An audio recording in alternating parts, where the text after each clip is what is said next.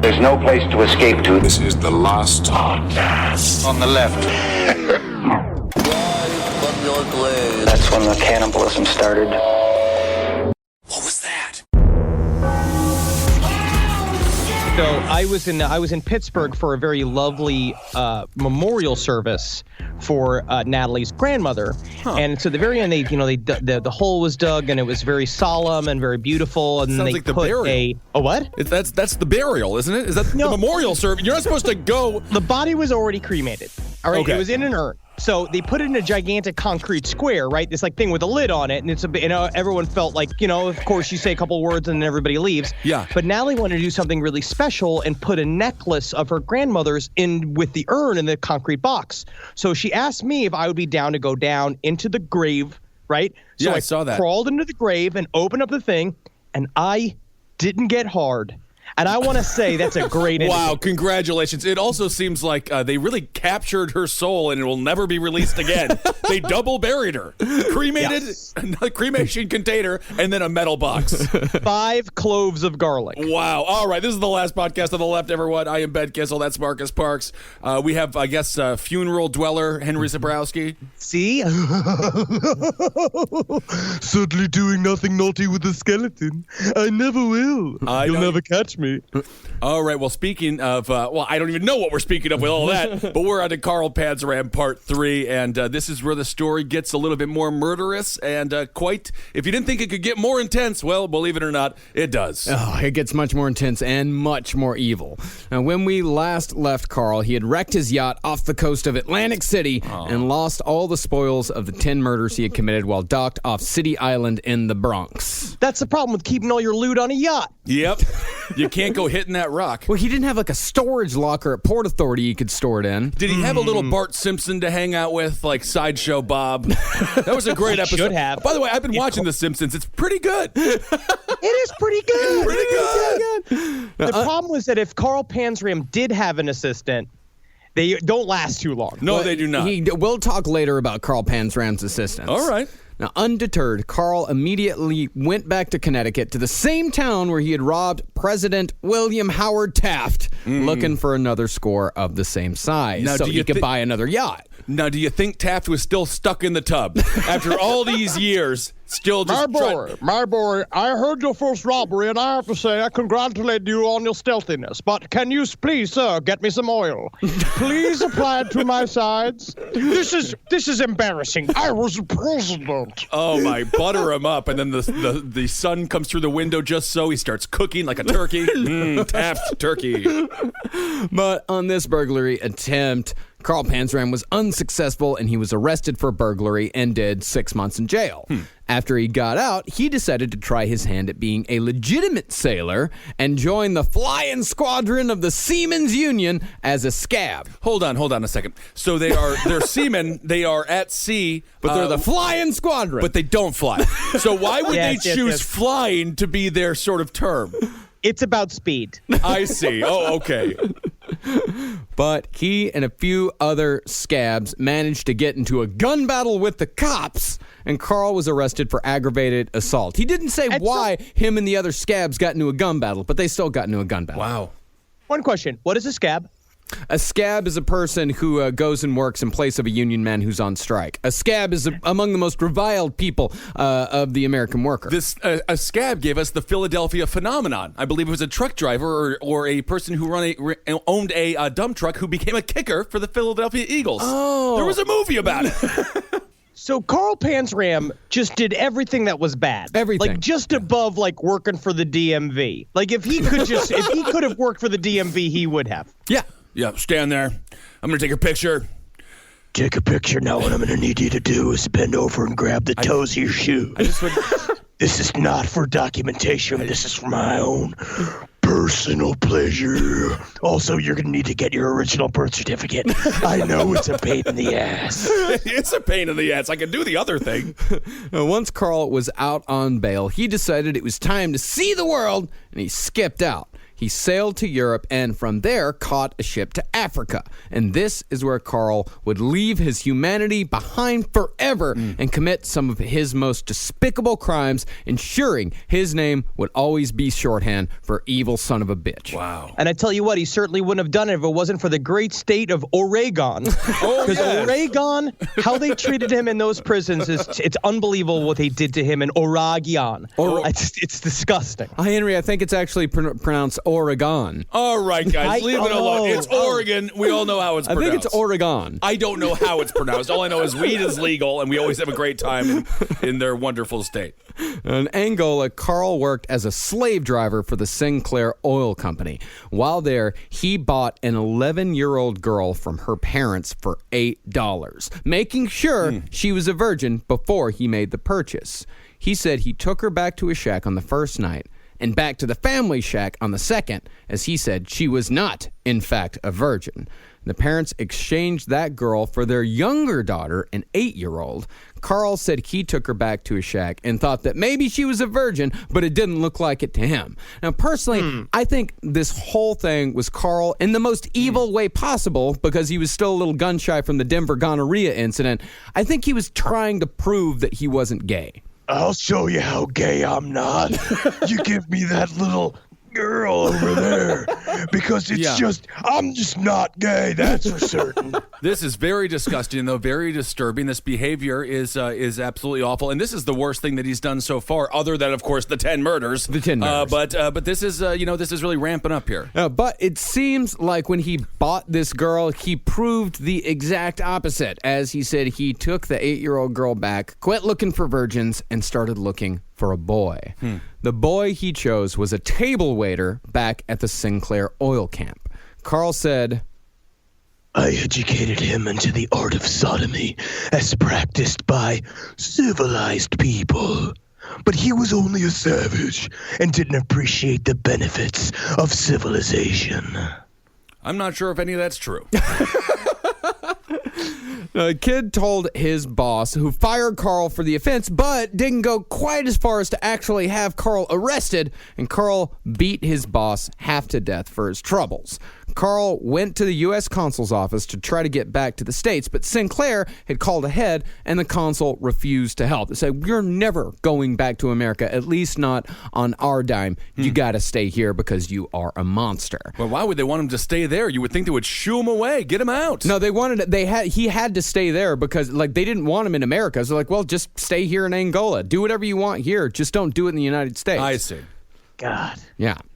Now, while trying to figure out what to do next, Carl was sitting in a park next to the camp when a 12-year-old boy came along. Carl led him out to a gravel pit about a quarter mile from the camp, sodomized him, and bashed his head in with a rock. Carl said, His brains were coming out of his ears when I left him, and he will never be any deader.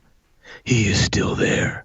And as an added bit of mayhem, Carl burned down one of the Sinclair oil rigs before he left camp, causing hundreds of thousands of dollars in damage, an incident which was well documented like many of Carl's crimes. So we know that actually happened. And that's the thing about many of Carl's crimes, and we'll be talking about this a lot more in the next few minutes, is that people went back, they looked, they checked out his claims, and a lot of times it checked out. Yeah, it seems too fantastic to be real. Fantastic in the sense that it's so unbelievable.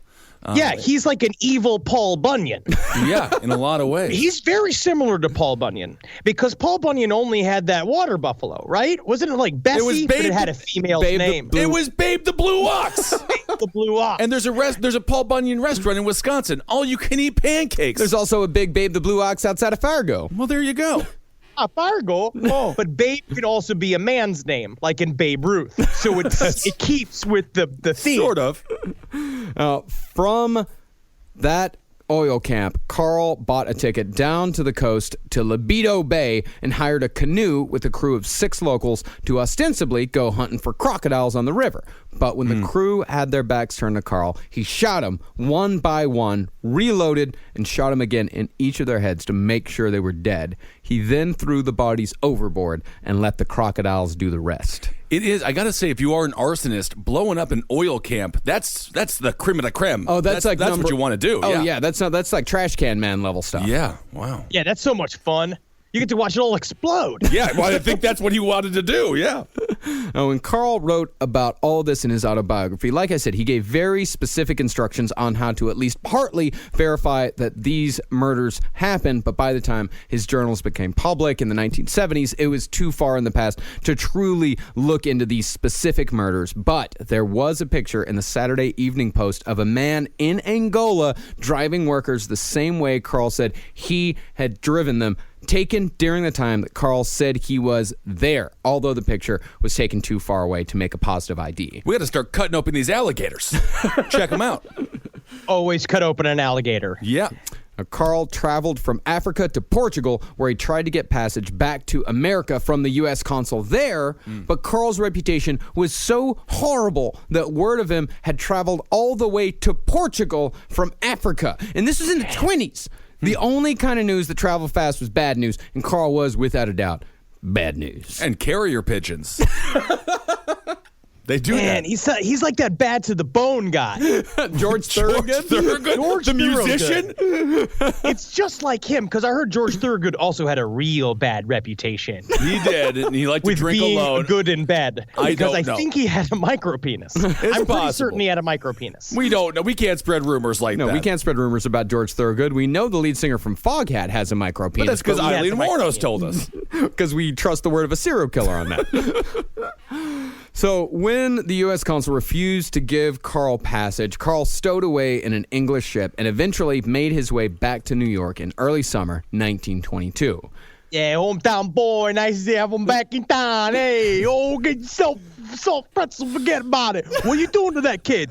Yeah, is that what that song, The Boys Are Back in Town, is all about? Carl Panzram coming home?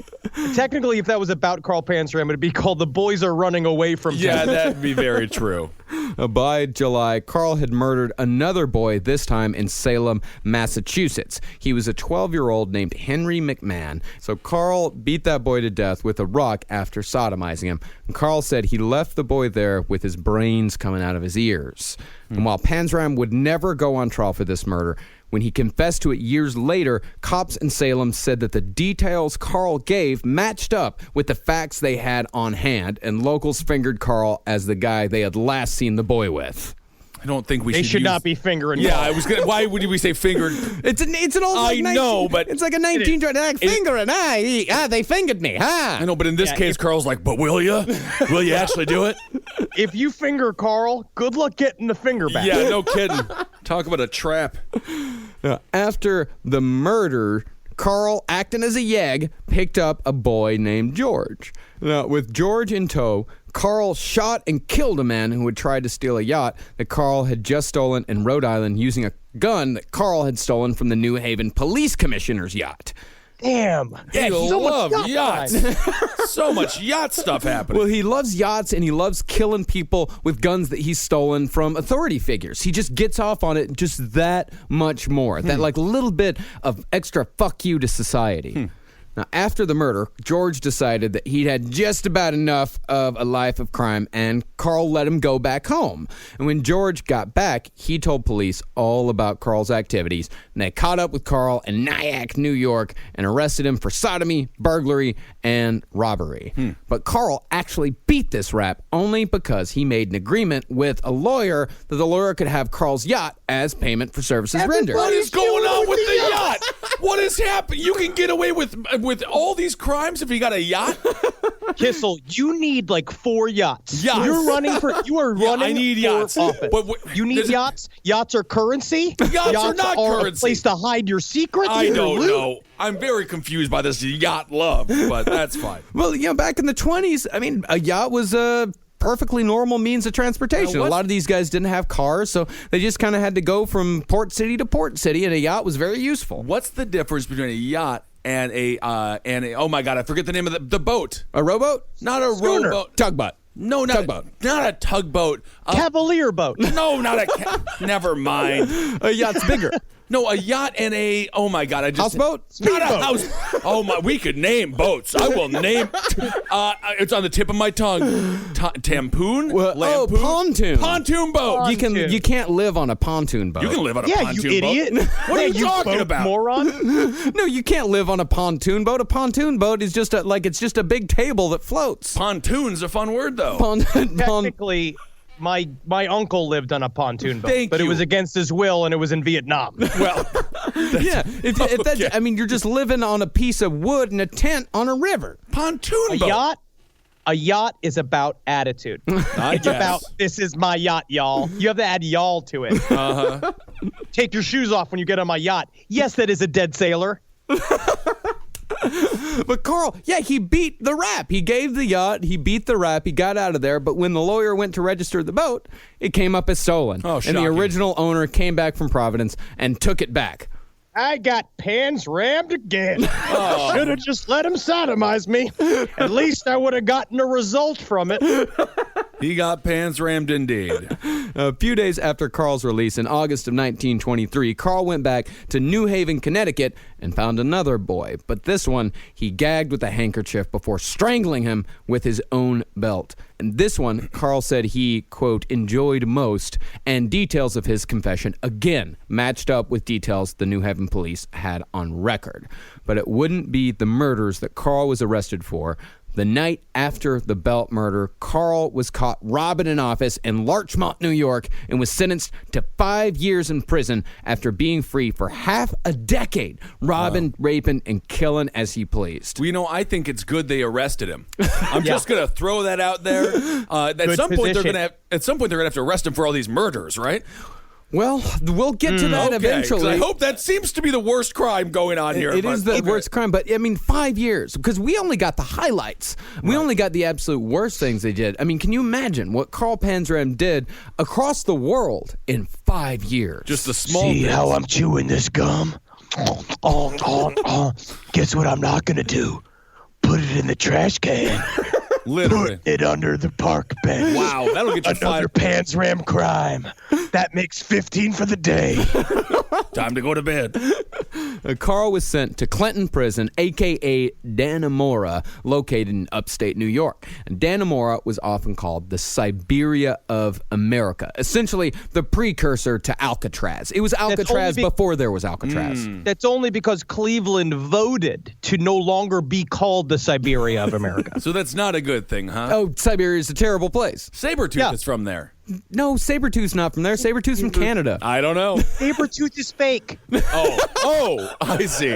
Both Sabretooth and Wolverine are from Canada. That's why they're always at each other's throats, because they're both, oh, I'm Canadian. No, I'm more Canadian, and they hate each other. They're both Canadian, but they don't do improv? That's interesting, right? And That they is don't interesting. they don't drink a lot of Molson. Molson. Because that's what the Canadians do. They must have some kind of competition where they're drinking their Molson. I love Molson.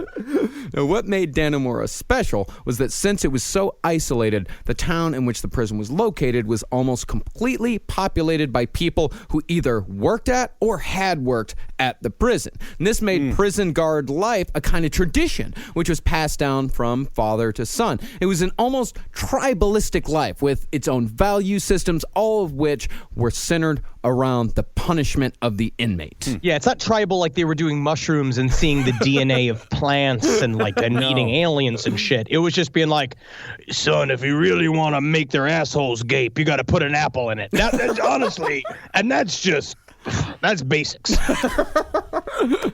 A lot of abuse in those prisons. Oh, Yes. yeah. And if a prisoner's mind broke from that abuse at Dannemora, that prisoner would be sent down the street to the state hospital for the criminally insane, which was so bad, prisoners were said to prefer solitary confinement. Don't you ever send me to that mental hospital. There's some annoying guy who says he's Napoleon. Everybody wants me to inspire a revolution among the inmates. I say, this is not One Flew Over the Cuckoo's Nest, okay? I'm trying to do my time. I do my time That's here. it. And that's all you can do is your time. Juicy fruit. What? Juicy fruit? I think Marcus just had a brain aneurysm, and the only words he could think of were juicy fruit. So once Carl was inside Dannemora, Carl began a predictable run of prison mayhem, followed by an escape attempt. But unlike the others, this one would not only be unsuccessful, but would be disastrous for Panzram's health. When they said one of the most interesting things about Dannemora is that it had 30-foot walls. It was just it looked crazy. It looked like the prison from Batman Begins. It's very, very intense, but also the walls extended 30 feet below ground, so they couldn't tunnel out from like a laundry room, because it's of course a very classic escape attempt. So Panzram somehow, without the guard seeing him, built an entire ladder made out of gardening equipment. This is how clever he was, because I'm in a sound booth that's just a blanket over my laptop. And this is as creative as I get. Right. It does seem strange they allowed him to have gardening equipment in his room. Not a lot of grass. And you would wonder if he needs it. No, he was out in the yard. He was out in the yard. Okay. Yeah. This all happened out in the yard. Okay. And that's what these guys do. Don't mind me. I can't whistle. Certainly not building a ladder. Hey, that's for goddamn sure. Carl, you building a ladder, Carl? Yeah. Yeah. Hey, I think you dropped a quarter. Oh, did I? So Carl tried scaling the wall using his homemade ladder, but of course it broke, and Carl fell 30 feet down to a concrete slab, breaking both his ankles, both his legs, fracturing his spine, and, in his words, rupturing himself. Not good. I honestly think, does rupturing yourself, in my mind, its asshole fell out of his butt, right? No, I don't. You mean that's a prolapse? I think maybe his lungs or something got punctured. I think it's like a hernia type of thing. Ooh, It seems like it's a nut and butt centered injury. Yeah, I mean it could. Are you the most medical thing you've ever said? Thank you. Well, Carl stayed for only 5 days in the prison hospital until he was thrown back into his cell without his bones being set and without his legs put into casts. He was left in that cell for 8 months without the care of a doctor, which of course crippled him forever. Sure. And it completely rehabilitated him too, right? He said, I'm sorry, and he was really he was very repentant, and he understood the nature of his crimes, right? No, I don't think so. I'm going to say, though, it is good that he's a little bit weaker. It seems like he didn't really do anything good when he was at full strength. So we'll see what exactly that did to him. Yeah, we're going to find out about that. I have a whole theory about this time period. Now, after 14 months, Carl was taken to a hospital where they operated on his rupture and cut out one of his testicles in the process. So I guess it is a nut and butt type thing. Okay. You were right. 5 days after the operation, Carl, still in the hospital, decided to see if the loss of a testicle had any effect on his sexual performance. Good Lord. I would assume Men are it would. disgusting. I Men are guess. disgusting. He literally just lost a nut. His ankles are trashed, but somehow his cock still works. Yeah. And it's just like, I guess I could just put these pillows together, but it's not fun because pillows don't scream. He was caught trying to sodomize another prisoner in their hospital bed and was thrown back into a cell where he would stay for another 3 years waiting out his sentence. What a maniac. He wrote, The more they misused me, the more I was filled with the spirit of hatred and revenge. I was so full of hate that there was no room in me for such feelings as love, pity, kindness, or honor or decency. I hated everybody I saw, except for that Jimmy Fallon. What a funny, light-hearted way to end the night. That's it. Now, one of the most fascinating aspects of Carl Panzram is just how much of his brain power he dedicated to murder. A lot of serial killers, like Dahmer and Gacy, they play this whole dog and pony show being a tortured soul. Sure. They always struggled with it, and they didn't really want to do it, but they had to do it. And there's other guys like Bundy who never really quite owned up to it. Even the day of his execution, who is it that he talked to? Pat Robertson? Yeah. And tried to blame the whole thing on pornography and bullshit like that. James Dobson. Focus on the family. Right. James Dobson. Ted Bundy was officially forgiven. Jeffrey Dahmer, however, would have built a hell of a ladder. He's a Wisconsin Absolutely. guy, you know? No, but he grew up in the suburbs. He can build ladders. He can build a ladder. He built a ladder. He would have found a ladder. Yeah. He would at least have found a ladder. Carl Panzram was just so indie. He was so DIY that he had to make his own ladder. Yeah. Because, honestly, you talked about this in the first episode, Marcus. The man is deliberate. Yeah. The man, Carl Panzram, was a mayhem machine. Of all, I like in our show, what we try to do is we demystify serial killers. We like to say, like, obviously these are losers. Bundy was a fucking horrible maniac that definitely should have been destroyed. Dahmer was a loser. Gacy was gay and all that, and couldn't figure out how to handle that in Midwest. Carl Panzram, though, really is a monster, and he looked like it. And nothing ever changed him. And every single time they punished him, he got stronger and stronger, like he was some kind of big, burly, gay rogue. No, it's more like the Hulk. The angrier Panzram gets, the stronger Panzram gets. It is more like the Hulk. And that's the funny thing about him is that, just physically, he was not that large. He was like 5'9", maybe 5'10", 190. But every person who talks about Panzram talks about how gigantic he was. And that was just a sheer force of presence. That was just his personality that made him look so gigantic. This is what he wrote. My whole mind was bent on figuring out different ways to annoy and punish my enemies, and everybody was my enemy. I'm going to say the word annoy. You know, it's like Holden McNeely from the Round Table is annoying. But this think is about how evil that is, actually, Kissel. That's how evil it is. It's all levels. He does not care just about. It's like it'd be different if he also was into, like, of course he liked the murder and he liked and the robbing and all that stuff. But he also just liked to bother you online waiting for the bus. Yeah. So it's just like, if I just do a low hum behind this person in line, that'll really annoy them. He was a real. Honestly, he was a real. I'm gonna say, what's his name? Bo. He's fucking. Bo Bridges? No, not Bo Bridges. Don't bring Bo He's a Bridges. real Bobby Bonilla. He's a real Bobby Bonilla. Say He really Bobby Bonilla. lived baseball. That's the only sports reference you ever say. And can we He just likes saying Bobby Bonilla. We need an audience member to cut, or a listener to cut together every Bobby Bonilla reference and how somehow Henry gets to it. Well, I think Loved baseball lived it. Well, I think another part of that is like him annoying people. Is you see this here in the city all the time, where you see people that are out in public and they are outwardly annoying because they want somebody to say something to them. Because once somebody says something to them, then they have a reason to react. Right. All of a sudden, it's not their fault anymore. It's not their fault that they beat the shit out of somebody. They beat the shit out of somebody because they said something to them. Right. So it's all just a justification thing. Mm-hmm. But Marcus, isn't this just a cry for help? No, it's not a isn't cry. it- I don't think he cries. No, fuck it just off. seems like he There was a is big no old crying lug for help with that Carl Panzram.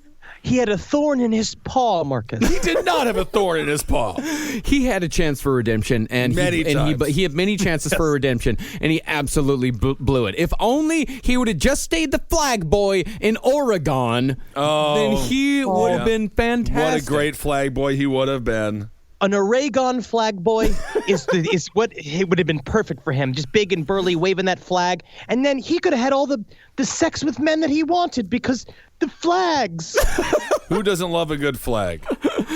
In an extensive letter to Lesser. And this is talking about how much Panzram thought about murder. Panzram wrote about the plans for mass murder he concocted in Dannemora while he was sitting there waiting for his bones to knit back together. Plans he very well could have carried out had he not been so devastatingly injured from the fall. Now remember this. This is 8 months of solitary.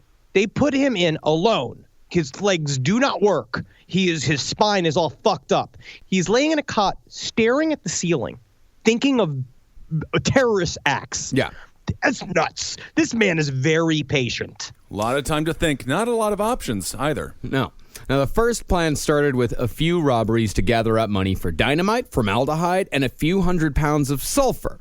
Carl would then go to a railroad tunnel between Myersdale, Pennsylvania, and Cumberland, Maryland, a location he had already picked out. He had it in mind.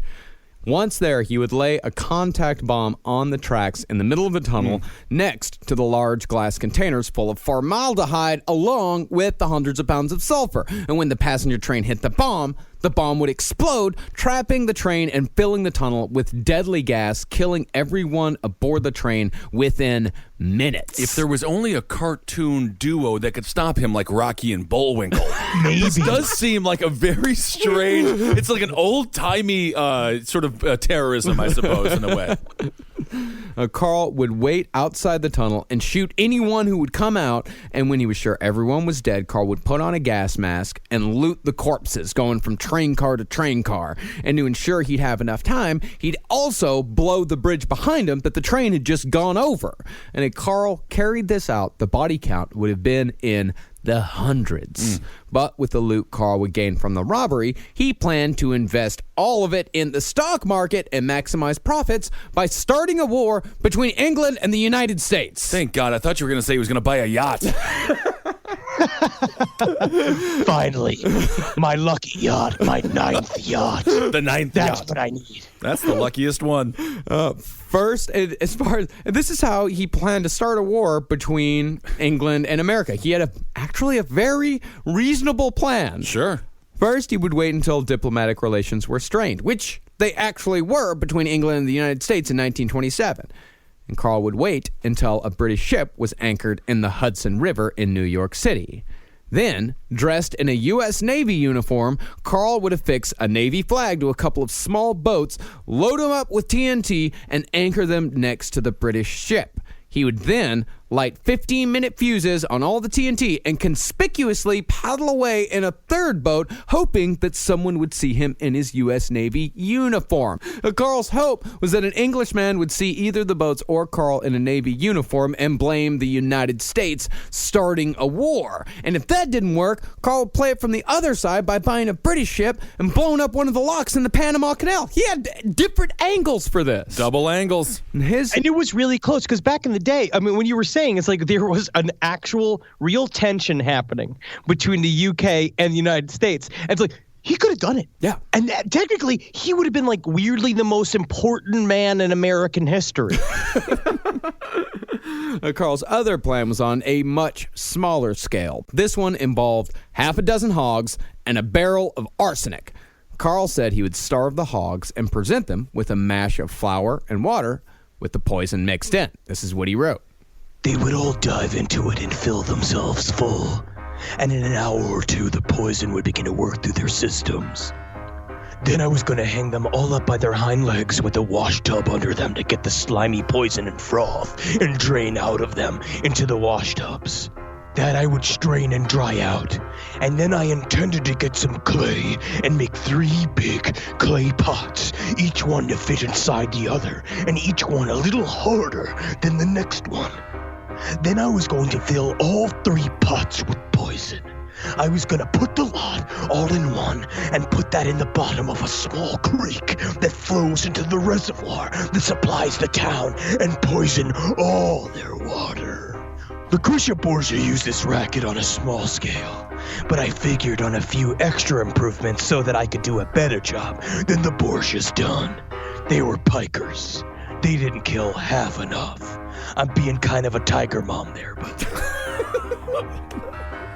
they should have killed everybody and left this world for the only good thing in it, nature. This would be a damn fine world if man was out of it.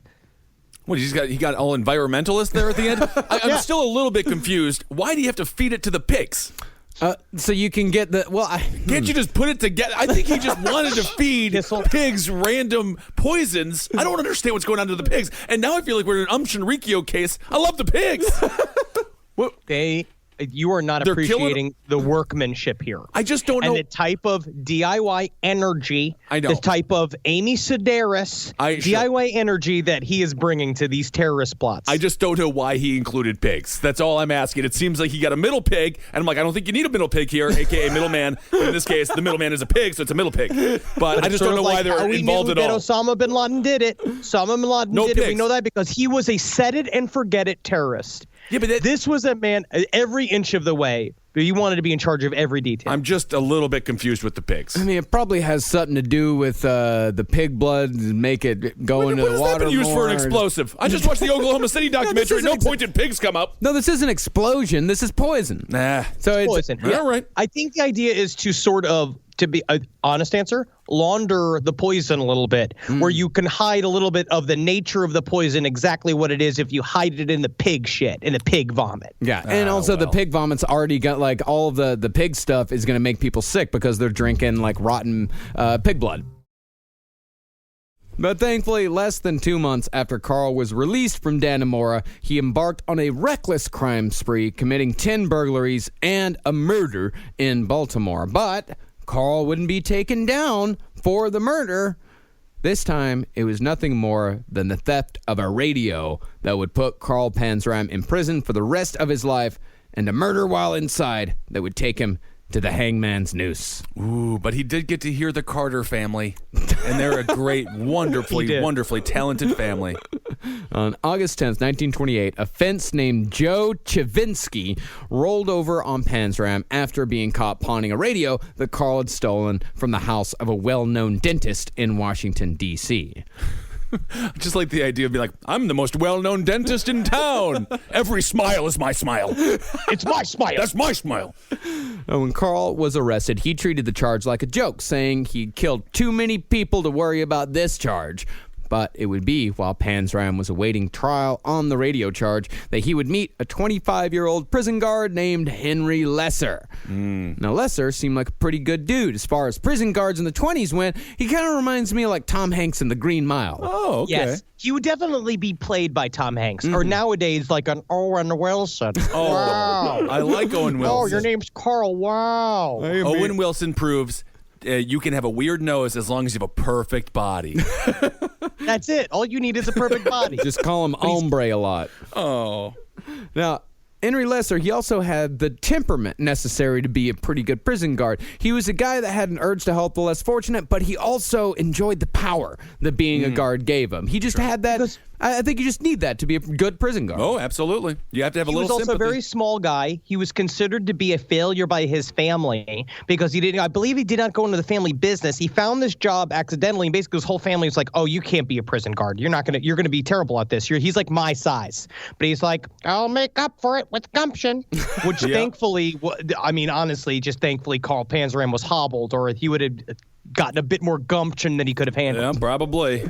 Lesser was immediately curious about Panzram from the moment he saw him. You know, like we said, Panzram is a man with presence. So Lesser walked up to Panzram's cell and asked, "What's your racket?" To which Panzram replied, What I do is reform people, and the only way to reform them is to kill them. Well, that's murder.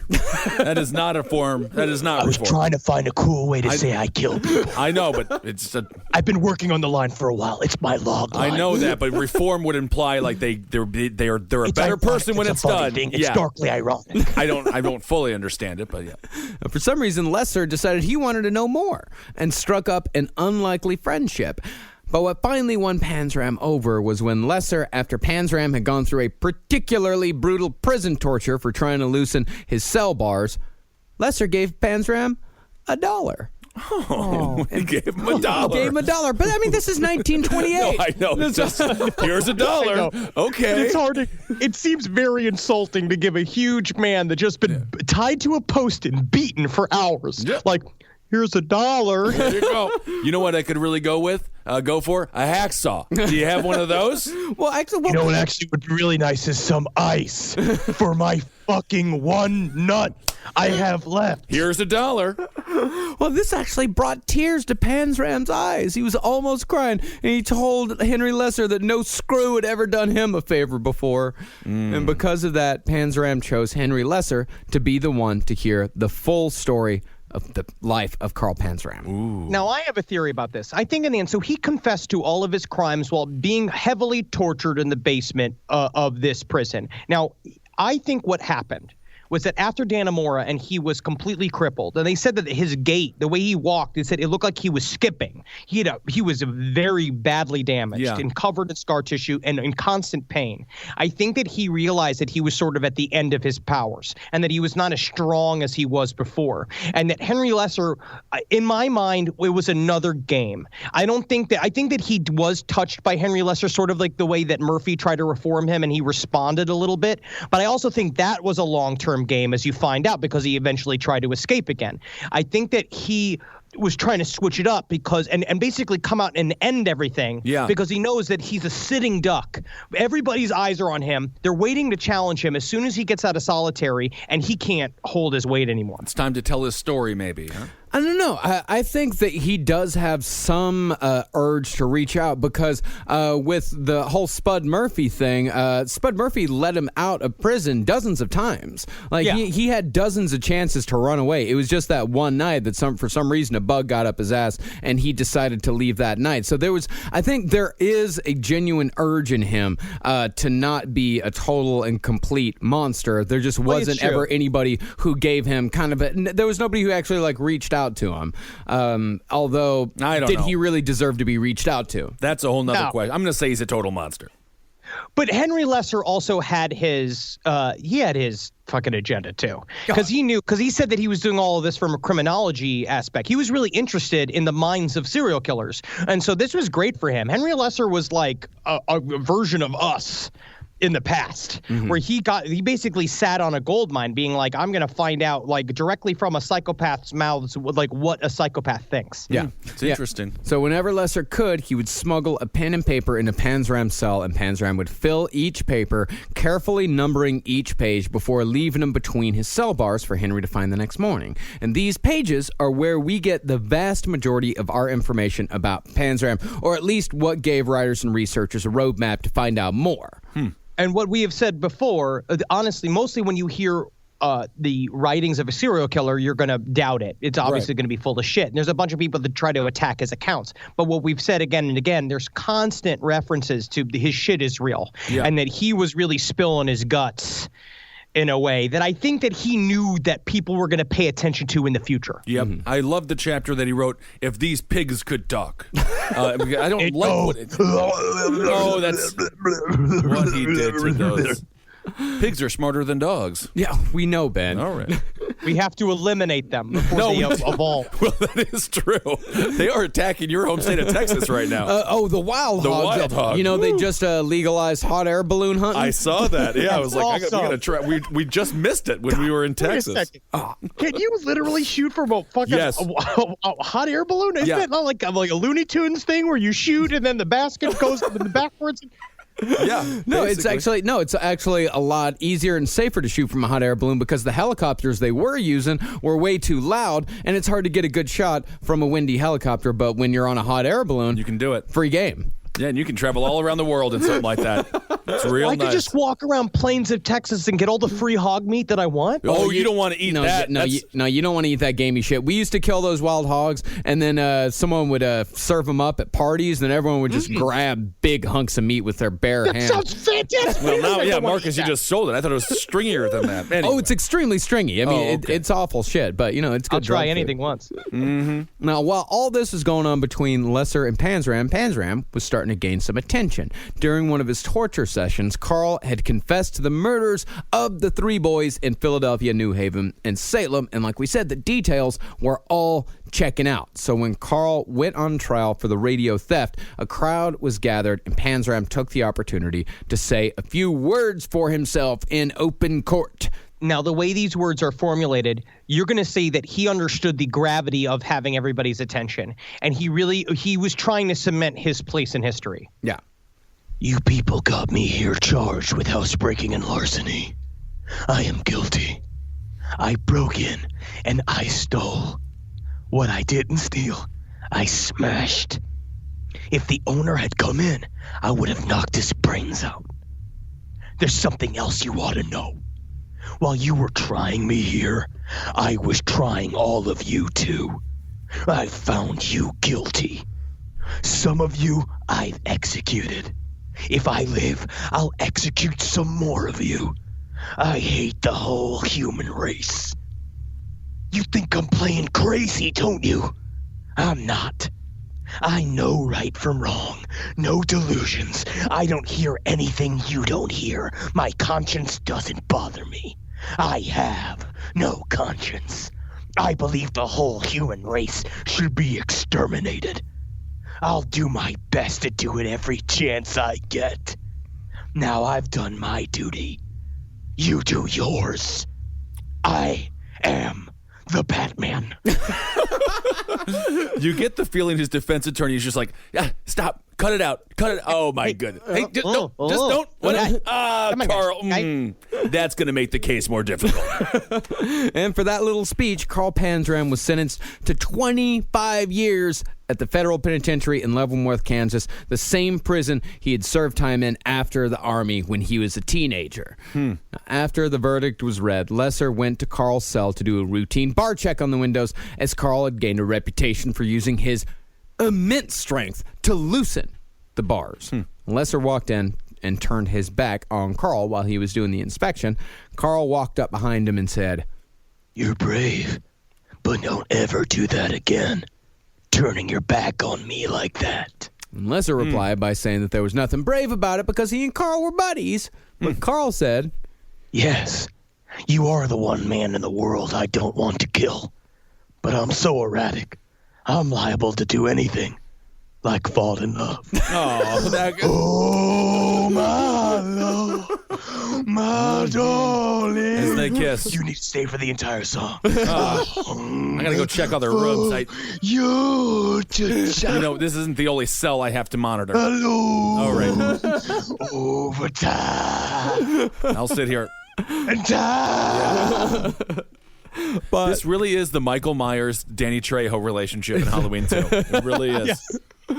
But the face-to-face friendship wasn't to last, for on January 30th, 1929, Lesser took Panzram on his transfer to Leavenworth, and once there, the two shook hands and promised to write. And write they did.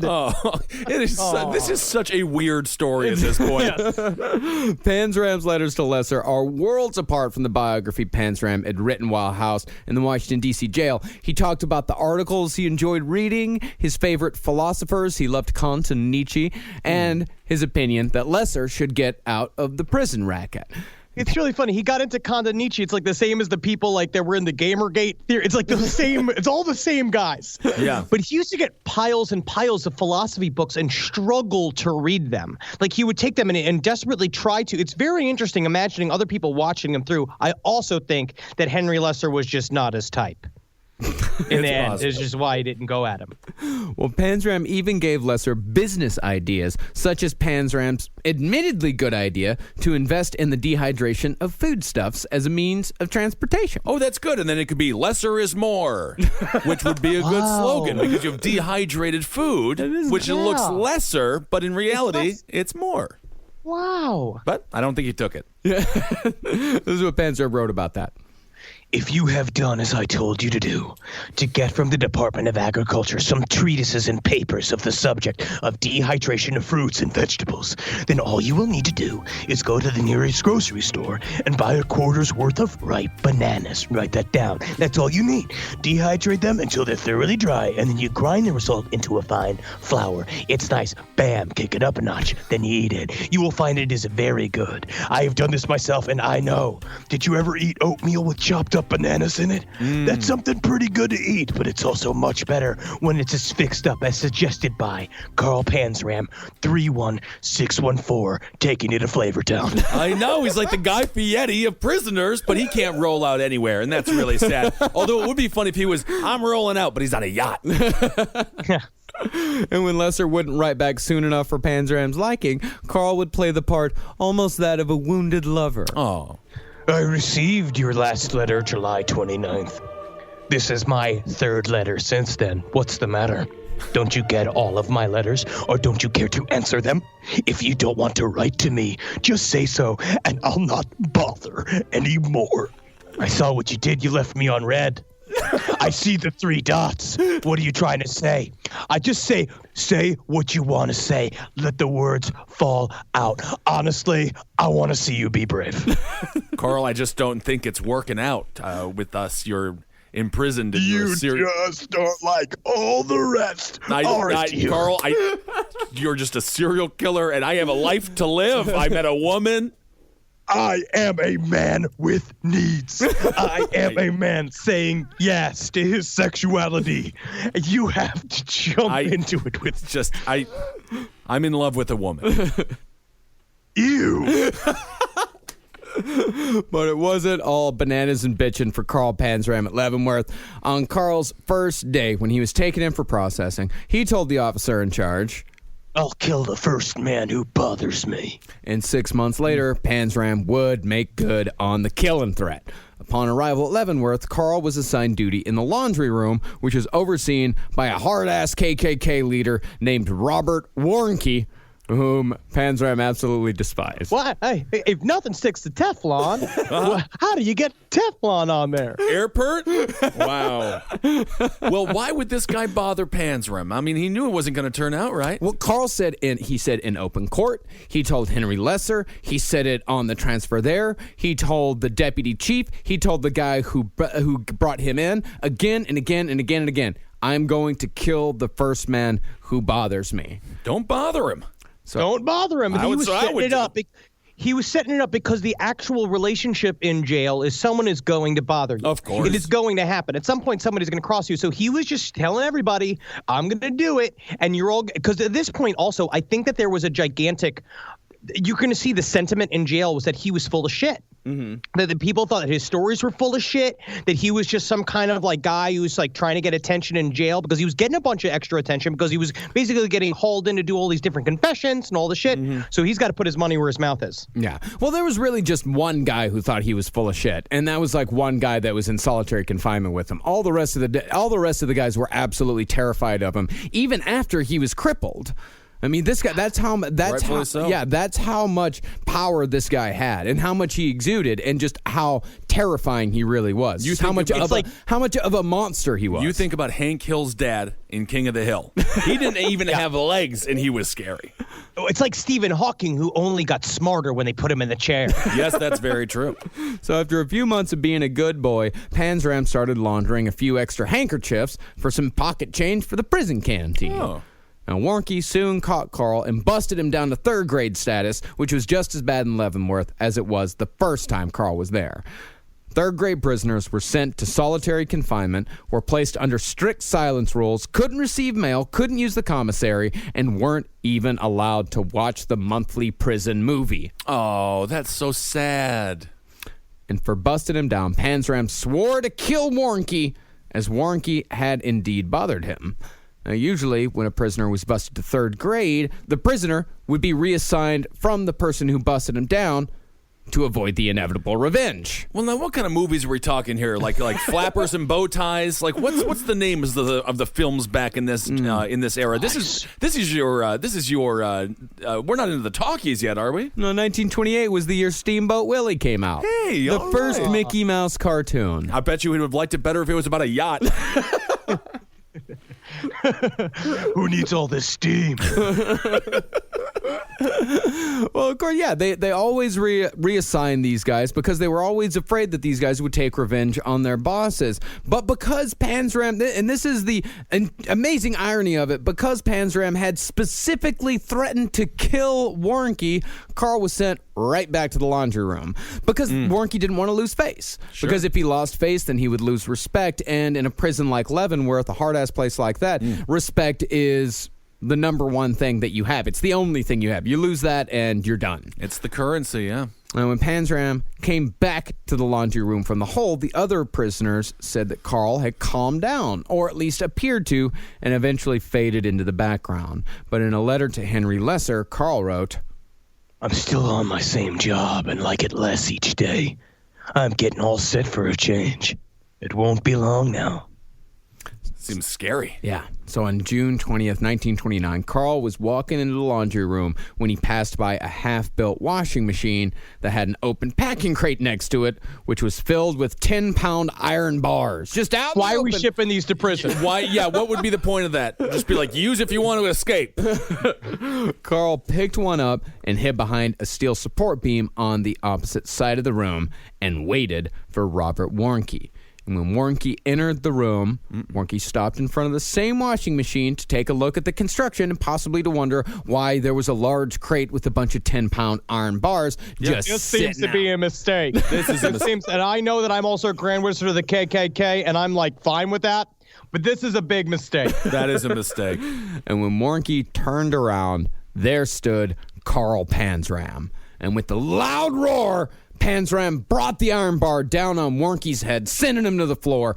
Panzram bashed Warnke's head again and again until the foreman's head was an unrecognizable mush of brains and bone. Well, Take that, Dad. Take that, Dad. This one's not so bad. He's a Grand Wizard, right, of the KKK? Yeah. All right. So Yeah. Yeah, get him. Yeah. Panzram then turned his rage towards the other men already at work, and he started swinging the bar at them, but as Carl wasn't as spry as he once was due to the fall, he missed again and again. And Panzram then limped out of the laundry and into the office of the deputy warden to take his revenge on that guy for denying Carl's work transfer. And while he was doing that, he walked right past a guard who noticed Carl, but didn't really think anything of it. Well, you just don't want. I mean, you don't want to get killed by Carl Panzram. I would have definitely turned the other cheek. So You know covered in blood with a 10-pound iron bar and be like, hey, Carl, need anything? Hey, buddy, need a water or something? But lucky for the deputy warden, that guy was in another wing having a conversation with guard captain Fred Bulldorm Shirty Morrison. And Panzram did not have his revenge.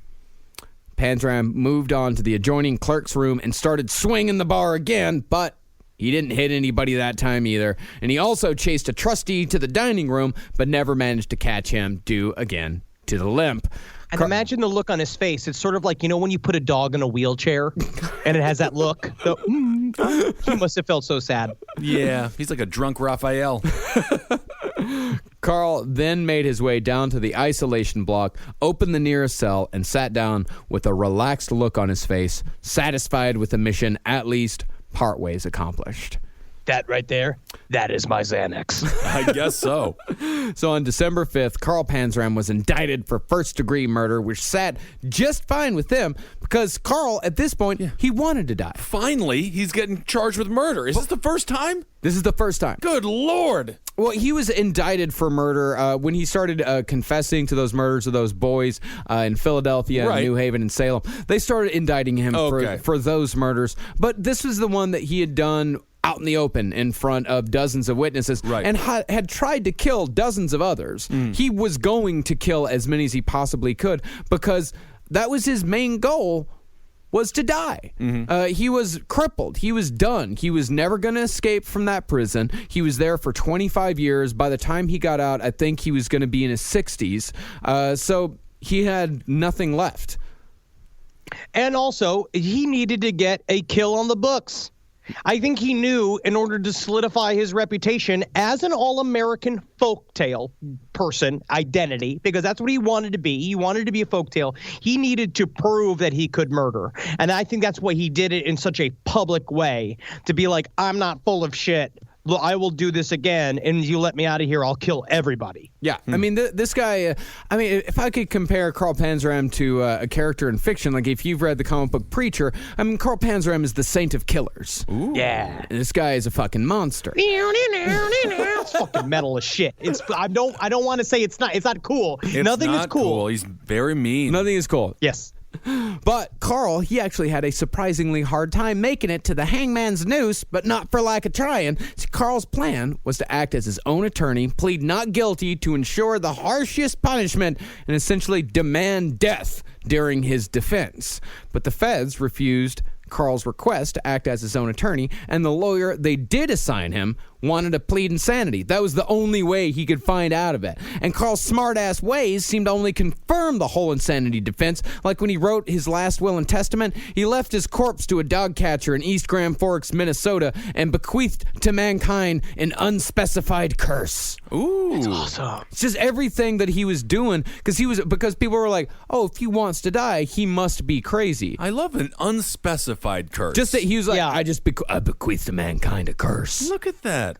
That's awesome. Honestly, man, this is how Ozzy's got to go. When Ozzy knows that he's just about to die, he's got to take everybody with him and write a fucking super metal obituary and just fucking, Prince of Darkness, man. And then Carl's trial was delayed even further due to a riot at Leavenworth, in which prisoners came up with a bizarre plan in which they would strip naked, blacken their faces and bodies for camouflage, capture the warden, kill him, cut up his body, and fry it into steaks. Well, that would have been a great defense against Predator. Very similar to Really what Arnold great Schwarzenegger defense against did. Predator. Yeah. And that would have been awesome because there were a bunch of guys that probably look like the team from Predator Yeah, in maybe. those jails. Maybe. Yeah. No, they only got as far as the naked and blackened part, though, as by the time they were... That's the worst two parts. No, that's the funnest That's two the parts. fun- You I kinda don't giggle. know. Everyone's kind of uncomfortable and giggling a little bit. And you're like, It's like we're being naughty. We're being really No, it naughty. is right now. naughty. Yeah, and by the time they were done with all that business, the warden was well out of reach, and the riot was eventually quelled. Hey, tell me, wait, Carson, can you see me? Can you see me? Yeah, I can see you. You're just there all covered in, what is that? Oh, man, did you cover yourself in shit? Oh, that's horrible. Yeah, it was the only black thing I could find. I haven't been eating well. They say that my black shit means that I'm bleeding internally, but, Yeah. c'est la vie. All right.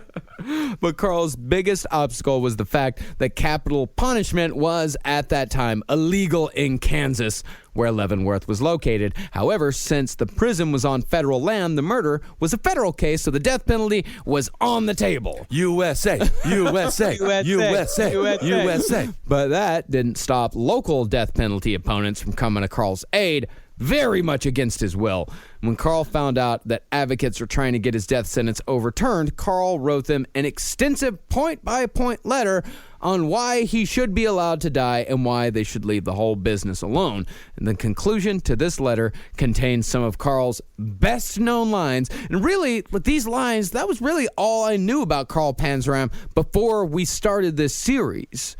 And this is him writing to his advocates concerning their attempts to save his life.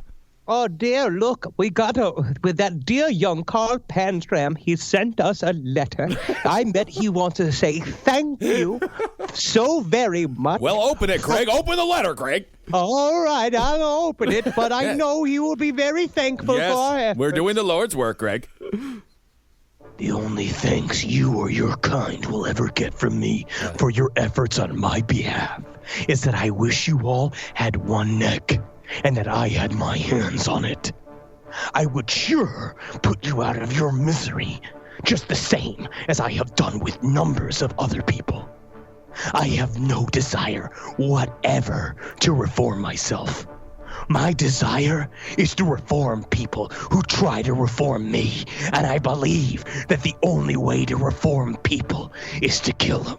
That's my trademark. I'm trademarking. My motto is rob them all, rape them all, and kill them all. I am very truly yours, Copper John II, Carl Panzram. I tell you what, Clark, I'm kind of wet, I don't- and I don't know why. I think it's the choking. yeah. Different reaction than we thought. And so Carl Panzram finally got his wish and was sentenced to death by hanging. But in a strange move, considering how much effort he put into being hanged, Panzram attempted suicide 2 weeks before his execution date. What a great last way to say fuck you to everybody. Yeah. Like, honestly, it would have been like he basically begged him, and finally, like, I did it before you could do it. Yeah. First, he ate a rotten plate of beans that he had hidden in his cell for weeks. It's kind of fun. Yeah. And I think I did that in college. Yeah. then he used a sharpened button to sever a particularly vulnerable leg artery. But he was found, had his stomach pumped, and was patched up. Little known fact, it was a campaign button for Taft. Oh, it's a bigger button, so it looked like a normal button on his body. Yeah, and this whole thing probably was a big fuck you, but the interesting thing to note about this is that the attempt came exactly 1 year after the murder of Robert Warnke. Oh, I thought you were going to say the 6 pigs. But whatever the reason, Carl wouldn't try again. The night before his execution, Panzram's blockmate, Robert Stroud, the infamous Birdman of Alcatraz. Why do they call him that? Because he raised birds. He raised canaries. In fact, he raised birds. Oh. Yeah, in fact, didn't he discover like a lot about like canaries, their mating habits, like diseases and things like that? He had a jail time relationship with the bird expert that they were pen pals back and forth, and they both helped figure out some weird thing with canaries, and then they got married. It was very interesting. In order for him to stay his execution, because he was in jail essentially for killing somebody on the inside.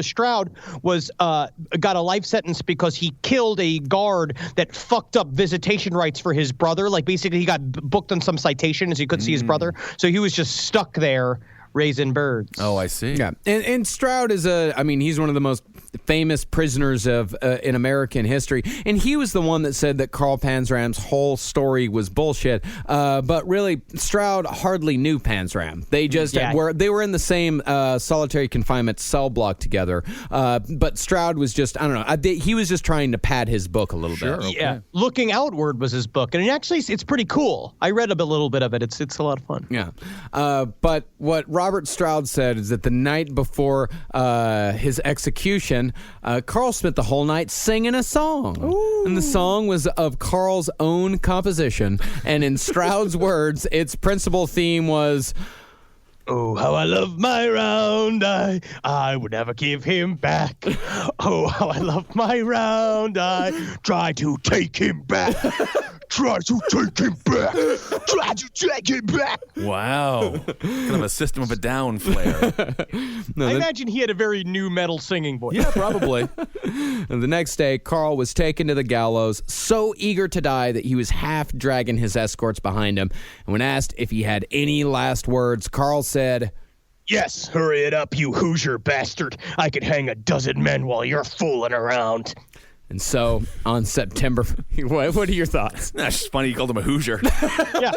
It's such a juvenile sort of a pleasant slur, I suppose. Yeah. Of all the things he could have called him. And Hoosier. also, it just makes me think of Gene Hackman. Yeah, exactly. Hoosiers, yeah. What a great Indiana team they were. And so on December 5th, 1930, the spirit of hatred and vengeance was hanged from the neck until dead. And it would be another 40 years before the world would know the full story of Carl Panzram. There it is. Carl Panzram, all 3 parts. Marcus, how do you feel? Icky. All right. I That's feel about icky. accurate. Officially my favorite heavy hitter. Yeah? I am in love with him. Oh, I know don't it shouldn't think you should be in love It's with like him. you and Harold Schechter and all these like the true crime guys. I mean, if you want to talk to Harold Schechter and you want to strike up a conversation with him and really get him on a deep cut, I guarantee you, man, talk to him about Carl Panzram. There it is. We're going to meet him on Saturday. Yeah, a week from Saturday in Indianapolis. Yeah, we're going to be at the Indianapolis Crime Con. Me and Ben are going to be appearing on Podcast Row, and then the 3 of us are going to be doing a panel on Saturday. It's going to be cool shit. That's right. We'll see you in Indiana, ya Hoosiers. You damn Hoosiers. Ya Hoosiers.